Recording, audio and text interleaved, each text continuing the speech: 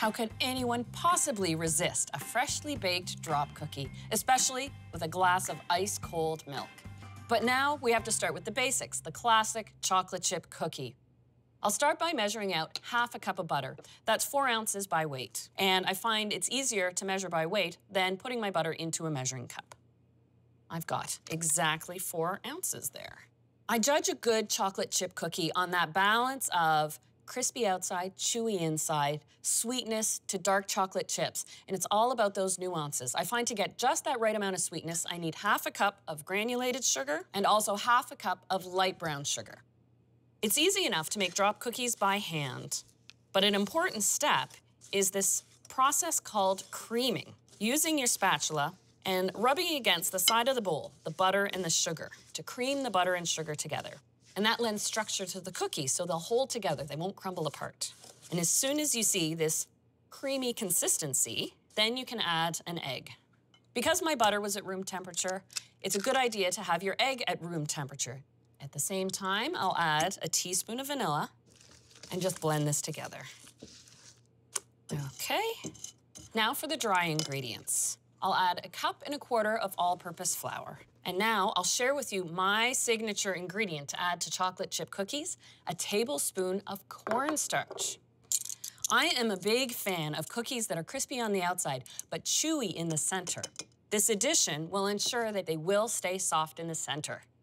Now I'll add half a teaspoon of baking soda, half a teaspoon of salt, and I'll just sift this through, and then just combine until blended.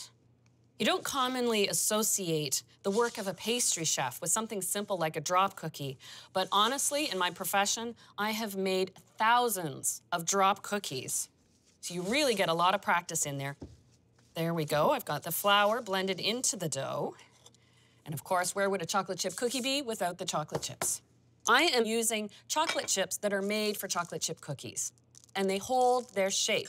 They also set up nicely after they've cooled. I find that 1.5 cups is the perfect amount. You need to have a bit of chocolate chip in every bite.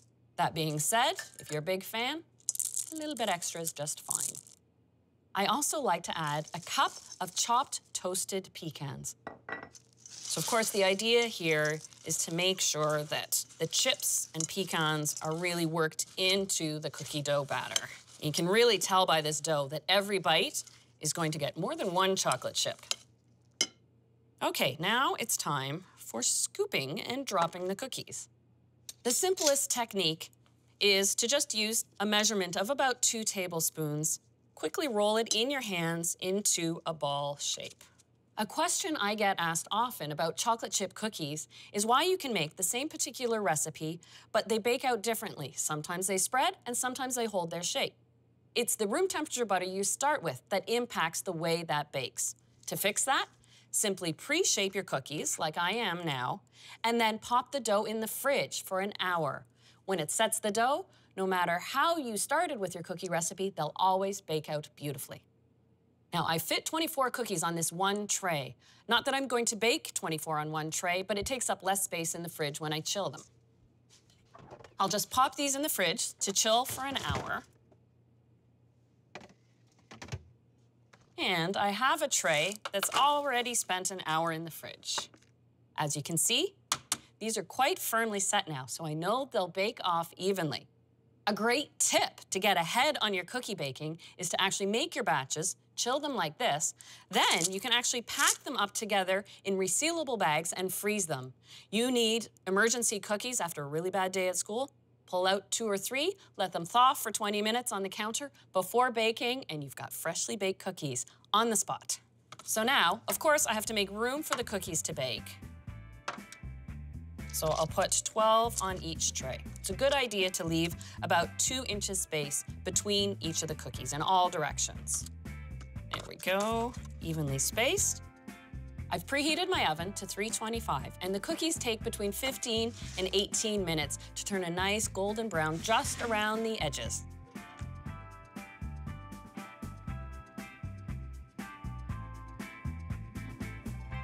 I let my chocolate chip cookies cool on their tray before removing them, so they set up a little bit.